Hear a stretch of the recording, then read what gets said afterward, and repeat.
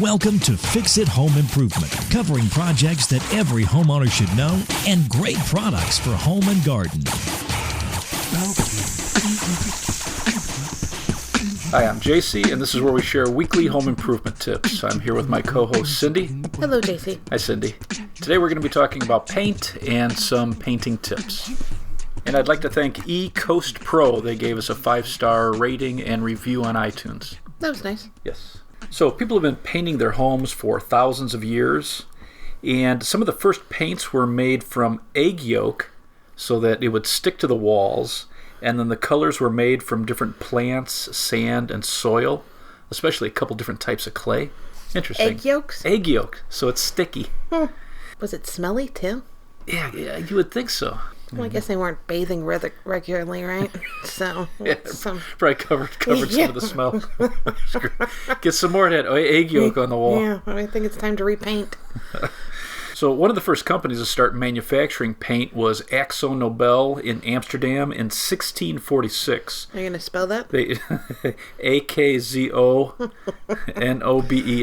And they have that Deluxe paint. Then in the U.S., DeVoe paint was in 1754, and then Sherwin-Williams started in 1866. Interesting. Benjamin Moore, they started in 1883. Newcomers.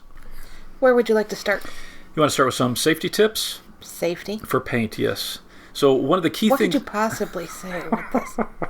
The key thing you need to be looking on the label is if it says use adequate ventilation, you should make sure that you're opening doors and windows, using exhaust fans. In fact, having a couple windows open and a box fan pointed out in a window really does a nice job of moving it. It's funny, I was reading a couple of the EPA sites, and they were saying that if the label says use adequate ventilation, that they want you to have no more vapor buildup in your home than if you were applying it outside. What does that mean? That means they don't want any vapor buildup because it can cause headaches and dizziness. And if you're in a small room, some of these chemicals can actually cause lung and kidney damage. So it's very important if the label says use adequate ventilation that you actually take it seriously. Some manufacturers actually recommend that you wear a respirator while painting. So is this like more oil-based paints? Many of the oil-based paints, you definitely have to have adequate ventilation, but many of the latex paints, the solvents in there, you still need to have adequate ventilation. And just a couple interesting companies, if you're looking for a product that has no VOCs, none of these volatile organic compounds. Easy for you to say. The American Paint Company, they have an all-natural, eco-friendly paint. It's solvent-free, so it's probably one of the safest ones you can get. I tried to get some information from them. I contacted them a couple times, and I haven't heard back from them. So maybe in future episodes, when we talk to them, we can kind of find out a little more about it. Do they use egg yolks? I don't know. There's a company called Mythic. They have a no VOC, non-toxic paint. Benjamin Moore has one line. It's called Natura, and they are no VOC. And then Sherwin-Williams has a line called Harmony, and they're also a no VOC paint. So I would say, especially if you're painting in a baby's room or kid's room, or if you have older people in your home, these paints are going to cause less problems. One of the things, though, most of these run around $50 a gallon. Ouch. So for eco-friendly paint, you're going to pay for it. So since you mentioned some paint companies, okay, you want to talk about the top-rated brands? Sure, and this is from our trade magazines, and I looked at some of the top sites for paints online. The top-rated brands were Behr, Benjamin Moore, ICI, and that's part of that Akzo Nobel, Olympic, Sherwin-Williams, and Valspar. And they got the best grades for the paint going on smooth, having a good finish. Some of them are very scrubbable. So you're really getting the best bang for your buck with these. Not necessarily the cheapest. In fact, one of the highest rated was a British company. It's called Farrow and Ball. Spell it. It's Farrow and Ball, Ball. Their paint runs $80 a gallon. Wow, so you're going to do a small room? Right, but they say it goes on amazing. They say it's an amazing paint. And then if you're looking for the best reviews I saw for a quality or a value priced paint, and this is paint that starts around $15 a gallon, was the Glidden Premium. Right. And Dutch Boy, and they were considered the best, and a lot of these were reviews from homeowners based on those. But these other paint companies, really do a good job as far as being, top of the line. J.D. Powers had one of their reviews. They had a paint satisfaction study, and the top 3 brands in that study was Behr, Benjamin Moore, and Sherwin-Williams. So once you select the paint brand that you're going to use, you have to think about color. Right. Do you have any thoughts on this? Well, we started carrying those sample jars, so the customer for a couple dollars could take home a small amount of the paint, paint it on the wall, and kind of live with it, see if they like it. So these are pre-mixed with the color? Right. So, and it's then, not like they're going to take it home. They're purchasing this. Right. And then also companies are recommending that you get a very large color chip. So companies are coming out with bigger chips that you can tape to the wall. Right. Because the paint is going to look much different in your home depending on the type of lights they have at the store and then what you have at your house. So those are a couple tips. If you're real particular about the color. And why wouldn't you be? Well, I mean, some people like me, if it's beige, it Right. doesn't have to be perfect. So but most a lot of dudes don't really care. But and a lot of people they're trying to match it specifically to something in their house, and so you have it mixed in the store. You put maybe a dot on top of the can, and once it dries, it changes color. And once you paint this out in a large area, it definitely has a little different feel. So if you're particular, I would say use a couple of those tips, and you also have to be conscious of what type of sheen you want. So you can get flat. You can get a satin or a semi-gloss, and each has its own features. So a flat, if you have a wall where you're trying to hide any imperfections, especially in low traffic areas, because flat really stains much easier than other types of finishes. And then depending on the manufacturer... What do you mean stains? Stains, so if your kids are running their hands up and down the walls... Right, it's not as scrubbable. Right, exactly. And eggshell and satin are more scrubbable. They have more resistance to stain. So what's the difference between eggshell and satin? It used to have a difference. Right. So eggshell used to be one step up from flat, and then satin used to be one step up from that. And now many manufacturers aren't having those two different finishes. Right. So, I mean, less paint, especially for retailers. It's nice you have less SKUs. But they're either going to have eggshell or satin. And, fantastic for all of your main rooms, family rooms, bedrooms, hallways. It's a nice balance between not so shiny where you're picking up all the imperfections on your wall, and yet it's more scrubbable. And then semi-gloss, this is formulated so it's going to stand up to staining. You can scrub this. And so you would probably use this primarily in kitchens and bathrooms. Right. And then to accent your walls, semi-gloss is fantastic for baseboards, windowsills, because it kind of defines the wall, and then it's very scrubbable, especially if you're mopping and things. It's going to stand up to being bumped into. Like in bathrooms, it will stand up to moisture. One thing that you'd want to be thinking about in bathrooms also is that you have a mildew-resistant paint. Right. And then outside, for exterior, you're going to have the same thing. You're going to have flat, eggshell, satin, and semi-gloss. Also gloss for exterior. And a lot of people actually like going up to a gloss for trim work outside because it's very resistant to weather conditions. It stands up the best. But outside, your prep work is really critical because of the wide swing of temperatures and the sunlight. You really need to make sure that you're scraping, sanding, and cleaning any of the areas that you're painting outside. And then one thing that a lot of people don't think about is if your house was built before 1978, there could possibly be lead paint on the house. So it's important that if you're sanding, you don't want to breathe any of this dust in. And one thing that homeowners can do is get a lead test kit, because there were over 38 million homes that the EPA estimates have lead paint on it. Wow. So you don't want to be breathing that in. And there's only 3 test kits on the market that the EPA, after all their research and studying these test kits, they only recognize 3 that are qualified to stand up to their standard. And one is by 3M. It's called Lead Check. The other one is called D-lead, so it's just the letter D dash lead. And then there's a lead kit called the State of Massachusetts Lead Test Kit. And you can get that anywhere? You can get that at many hardware stores, and if they don't have it, they should be able to order it for you. I meant the Massachusetts one. I don't know. That's a great question. So, to get back to like what we were originally talking about here. Which was what? Before you went on this whole tangent about how to paint outside and egg lead. yolk in paint? No. I'm talking about sheens. There is a price difference for each type of sheen. Yes. What about ceiling paint? Ceiling paint. Most decorators like to use just a flat white because your torch lamps are going to be throwing all this direct light on the ceiling. Ceiling fans, their lights, and any imperfections really get picked up. You know, any other sheen other than a flat, you can really see the imperfections. So most people like using just a flat white for the ceiling. It's easy to apply. There is, though, specific paint for ceilings. Yes, ceiling paint. And a couple... Well, what else is it going to be called? Ceiling paint. And what we always like to push were the ceiling paints that have a different color in it. So it starts out pink or it starts out purple, and then it dries completely flat white.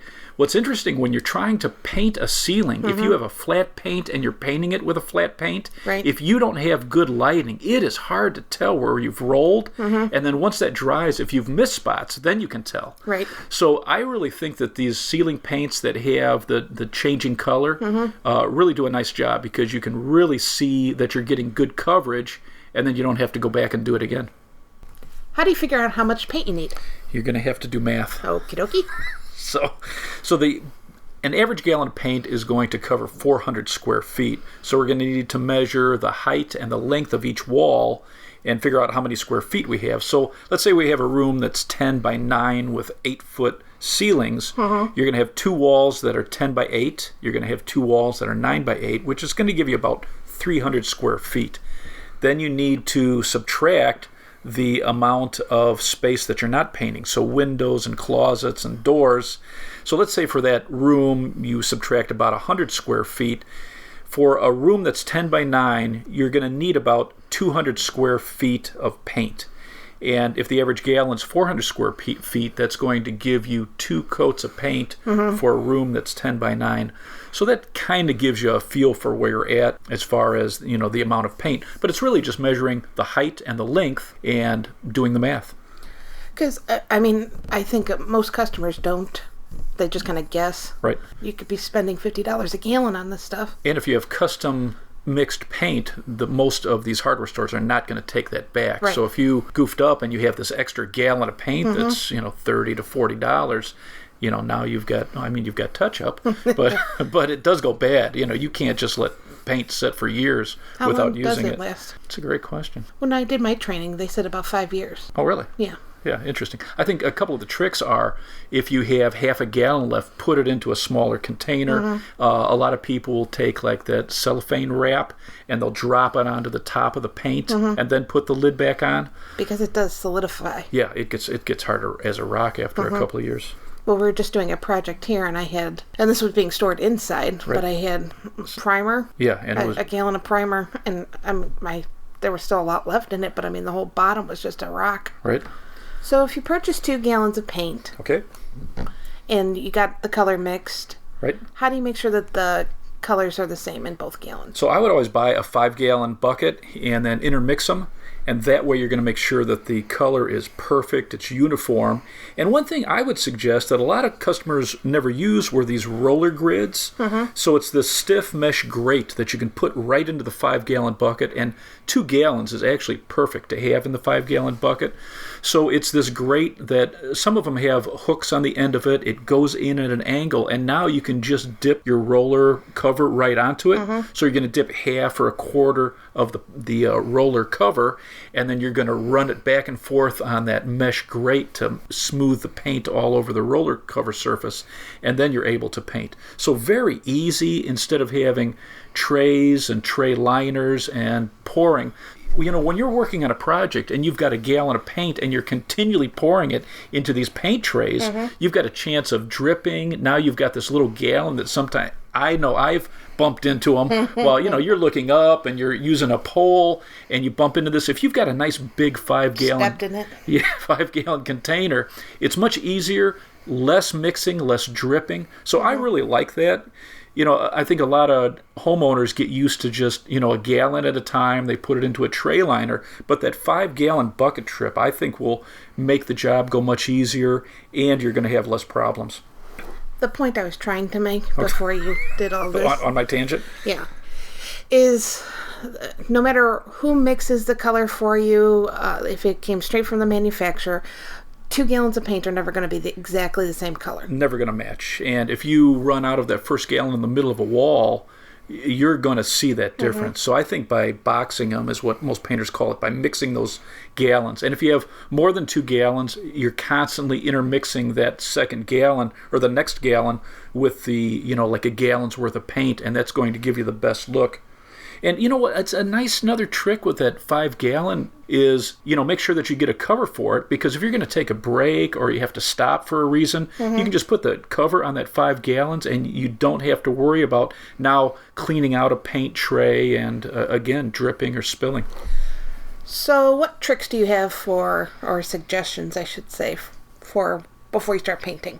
So I would always make sure you prep the walls. So the first thing before you even get the paint, I would want to make sure that I was real fanatical because of all the training we took. These painters all emphasized how important it was to clean the walls first. So they would take just warm water, a couple drops of liquid soap, and just sponge down the walls very quickly. You're going to take a flat scraper like a compound knife and just run all over the wall, knocking down any little high spots, little imperfections in the wall. And then if you have to do any patching, you really want that stuff to cure. So you're going to patch any holes or nicks with compound. And then in most cases, you're going to want to prime. And in fact, the episode we did on priming is a nice one to kind of revisit if you're thinking about doing a painting project. But I always like to prime. And then you need to make sure if you're going to use trays and tray liners, I like the cheapy dollar tray liners you can throw into a metal tray or a plastic tray. And then when you're done with that, you can just throw that out at the end of the day, and you don't have to clean, your primary tray. I would always make sure that I have drop cloths.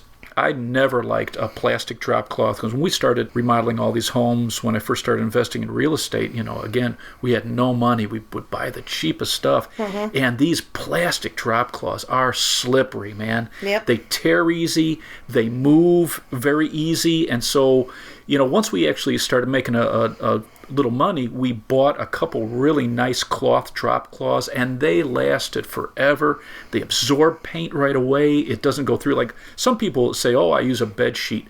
But when paint hits a sheet, it goes right through it. Right. And they're pretty slippery too. These thick cloth drop cloths are really nice. You can get them narrow and long so that you can just go around the border so you don't have to cover a whole floor. Right. You can get them large too, but I think they're well worth the money. And then I would make sure that I have a damp sponge or rags ready in case you're rolling the walls, you accidentally hit the ceiling, or if you're accidentally rolling and you touch something that you want to get the paint off real quick. I would also have the thin plastic drop cloths if you're covering furniture. And another trick is just using a sandwich bag over entrance locks and doorknobs. You can mask those off, so it's very easy to open and shut the door, and you've got that covered. You don't have to be so exact with the masking tape. You know what I saw on a website for tricks about painting? Okay. They said use aluminum foil over doorknobs. Oh, that's smart. Yeah, so I like that. Very nice. Yeah, smart. So I would have a good painter's tape. If you have delicate surfaces, in most cases, I would get that blue painter's tape because it doesn't leave as much adhesive. And you have to be conscious. You have to read the labels because some, if you leave them on too long, that glue hardens and it's going to leave a residue. Have you ever used that frog tape? Yeah, it's very interesting. It has a chemical along the edges. When you're using latex paint and you touch the edges of this frog tape, it swells and completely blocks out the paint. So it does a much better job of having a nice crisp edge. And a couple tips with painter's tape. One thing that most people don't do is they don't push it in place. So it's nice to take like one of those 5-in-1 tools or just like a putty knife, and the edges where you're masking off, if you use a putty knife and you press that firmly, it's going to really stay in place so that you don't get paint underneath it. And then as far as removing it, you either need to remove painter's tape immediately or let it dry. And if you let it dry, then you want to score the edge with a utility knife. So before you start painting, you should always remove all the cover plates for outlets and switches. Yeah, it's smart. I think that's a great idea. And then generally you start getting into painting and then you're like, right. oh. Just leave it. Cut around it. But if you take the cover plates off and then mask them off just lightly, you don't even have to really wrap them perfectly, but you won't get little paint drops on your switches and outlets too. Let's talk about paintbrushes. Okay, so I think the best brushes are a polyester nylon blend. They're going to last for years. You can use them for oil or latex paints. And you would never want to use a natural bristle brush with latex paint. Why? It's going to absorb the moisture out of the latex, and it's going to get real floppy. It's going to lose the control you have, especially if you're trying to cut with them and get a nice clean line. So a polyester nylon blend, it's going to just do a nice job for any type of paint. And another trick, let's say you're painting cabinets and you're doing walls. So with the cabinets you're using oil paint, for your walls you're using latex. I would have one brush that I only used for oil and one brush that I'm using for my latex paints. What's interesting is these natural bristles, they use animal hair from hogs in most cases. And some companies specifically use the hair from ox's ears for their brushes. Why would you know that? Isn't that interesting? So if you are trying to keep your brushes separate, okay, how would you label them? I'd use a marker and either label the handle, or a tip that I always shared with customers is to keep the packaging. And when you clean your brushes and spin them dry, if you put them back into the package, it's going to keep those bristles from getting pushed out of shape. And you never want to leave a brush like in a little bucket of water or mineral spirits if you're using oil-based paints, because it's just going to push them out of shape and you'll destroy the tips.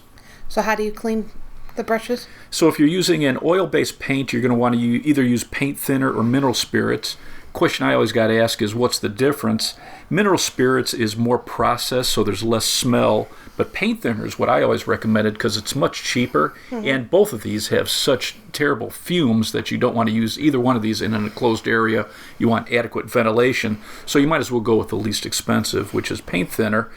You're going to clean it very thoroughly. One thing that I would recommend is if you have a small bowl or a glass, like one of those bell jars, you can pour a little bit of the paint thinner in there, and you're just going to keep working the paintbrush back and forth. And this is with an oil-based paint that you're cleaning out of a brush. And let's say we're using a polyester nylon brush. You're going to keep using that, and you're going to pour that out, and you're going to keep adding new paint thinner until it's clean. Once it's clean, then you're going to clean that brush just like you would a latex brush. And that process is you're going to want to use warm water with a little liquid soap. Some companies recommend that you use some of those hand cleaners, like the cleaners you get in a tub, like the Gojo. Right. And you work that in with your hands, and then you should have, if you're doing a lot of painting, it's nice to either have one of those 5-in-1 tools or a paint comb, and you're going to just under the warm water, you're scrubbing it with your hands, you're working it with this comb, and it's going to pull off all that paint. And then you can even use one of those soft scrubbing pads for the outside of the bristles and around, where the bristles are held on to the base of the paintbrush, and that's going to get all that off of there. And then you're going to rinse it, maybe use a little liquid soap until they look perfect. And then you're going to spin the handle in between your palms so that it spins all the water off of the bristles. I would then, after it's dry, put it back into the package and hang it up. And that's going to protect it. You're going to be able to use this paintbrush for years. So my dad always, after we washed the paintbrushes, he would wrap it in paper towels. Sure. To help dry it out. Get the moisture off. But then once it's dry, I would throw it back into the packaging. Right. Let's talk about roller covers. So I'd have the same philosophy. I'd use a nylon polyester blend. It's going to work great for latex paints and oil paints. What size nap? So if you have really smooth jobs you want to do, let's say that we're doing the doors to cabinets, you're going to want to use a smooth roller cover. It's going to have a 1/4 inch to a 3/16 inch nap. But for most jobs, if you're painting your walls, probably 3/8 to 1/2 inch. It's either going to be called smooth or semi-smooth, depending on the manufacturer. And what this is going to give you is just a little bit of an orange peel texture. So it's not perfectly smooth. It almost has just a little subtle wave to it when the light hits it. And what's fantastic about that is if there's any small imperfections in your walls, it kind of diffuses that. The light hits it and it kind of diffuses it. If you have wood paneling or, let's say, stucco ceilings, then you'd want to get into the thicker roller covers, like a 3/4 inch. And then let's say you're in your basement and you have either, concrete block or masonry, then you'd go with something like a 1 inch thick. What do you think about the microfiber roller covers? I guess I've never tried one. I guess they do a great job, but I was talking to the Idaho painter. He's got a channel on YouTube, and he said they're fantastic for homeowners because they actually pick up more paint and they release more, so you get a much smoother finish. They don't have the lint like a regular roller cover has, and it doesn't get that wavy, because sometimes you get an inexpensive roller cover and the fibers, it starts to get wavy in there when it gets, after you use it for a while. So I guess it does a really good job, and that's actually a really nice channel. If you're looking for a lot of painting tips, he's a professional painter, and he's just got a really nice channel. So it's called the Idaho Painter on YouTube. So you should be very cautious when you're buying paint brushes and roller covers. The cheap ones, the paint brushes, the bristles fall out and stay, in the paint. Right. And with the roller covers, they leave that fuzzy stuff on the walls. It's definitely Spend worth the the money. extra money and buy quality applicators. Yeah, makes the job easier. What's your recommendation on what to do first? Like, should you do your trim work first? Should you, do the cutting? So I would always paint the ceiling. I'd cut the ceiling and paint the ceiling first. Do people know what cutting means? So cutting, so you're putting a band around the edges. So let's say that we're painting our ceiling. We're going to get a paintbrush, and I always liked an 1.5 inch paintbrush with an angle, and I would get into the corner and paint my ceiling. I always painted my ceilings white. So I would cut all the way around the ceiling, and then I would roll into that 1.5 inch border that I cut all the way around.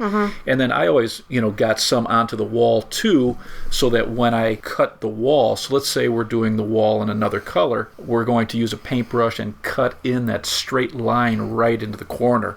So you're going to dip about 1/3 of the brush. You never want to dip it too deep, because there's that hollow portion in between the bristles, and you don't want that dripping out big globs of paint. So you're going to dip the brush about 1/3, and But then people get impatient because it's time consuming. Very Cutting to do a nice job is time consuming. But then when you put more paint on the brush, that's when you're dripping all over the place and making a mess. Right, absolutely. So you want to dip about 1/3 of the brush, and then what I would do is start about maybe 1/2 inch or so off the corner that you're going to cut into, and I would put a band of this paint. So I'm working with the wide part of the brush and putting maybe 10 inch of paint along, and then I'm wiping back and forth so that most of the paint is off the brush. And then, now that the brush doesn't have so much paint, I'm using the paint with the narrow side, and I'm working those bristles just into the corner, and I'm creating, by using the edge of that paintbrush, I'm getting just a straight, beautiful line into the corner, and then I can kind of wipe it into that band that I have below it, and then I'm going to pull it all smooth. So then I'll go over it very lightly, just so that we smooth out any brush marks. And I'm just going to do that all the way around the room. Let's say we're working on the wall now. For me, I could never do it in one coat, so I would paint it once, let that dry. It's usually dry by the time I get back to the other end of the room. And then, because these modern paints, they dry much quicker than the older paints. These low VOC formulations, they're a little bit thicker and they dry quicker. So you're going to work your way around. I would always cut it twice. You're going to get the best look. And then in most cases, even the paints that say you can do it in one coat, you're going to get your best look if you put 2 nice coats on the wall. So cut twice, and then when you go to roll. So a lot of painters, what they like to do is they like to roll into a wet line. So let's say you cut one wall. Some painters, what they'll do is they'll cut one wall and then they'll roll into that. But again, in most cases, these paints dry so quickly that I always advise homeowners just to do their cutting, take a break, let that dry, and then do your rolling. And that way you're not panicking, because if you catch that paint when it's just starting to cure and it gets a little skin on it, you can actually pull it off depending on whether you cleaned or whether you have primer.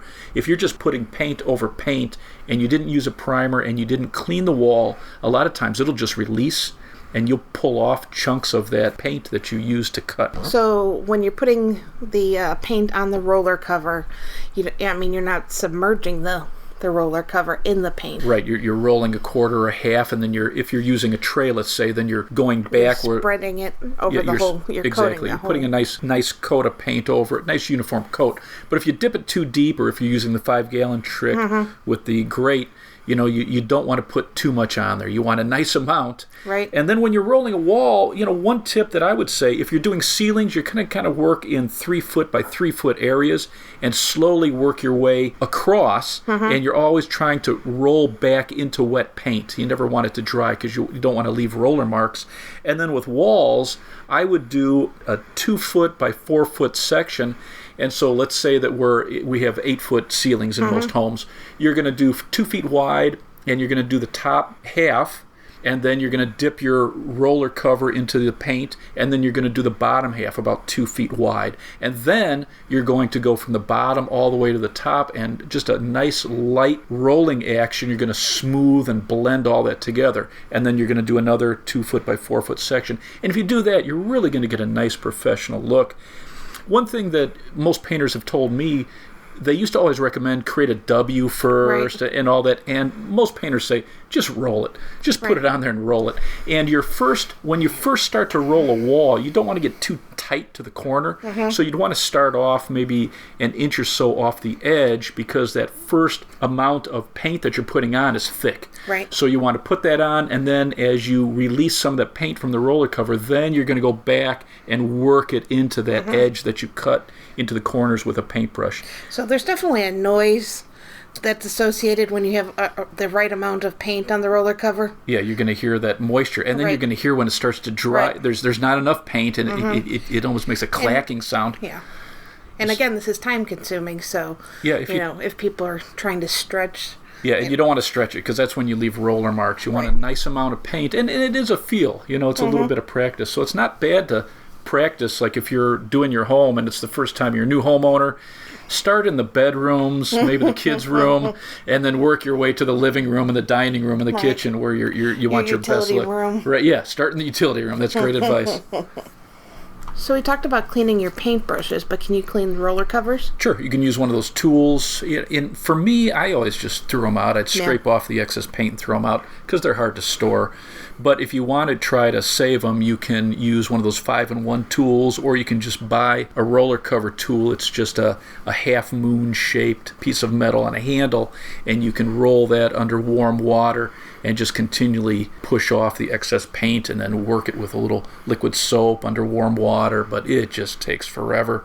So, you can do it. From my experience, all the painting we've done for forever, it was just always easier for me just to throw it out.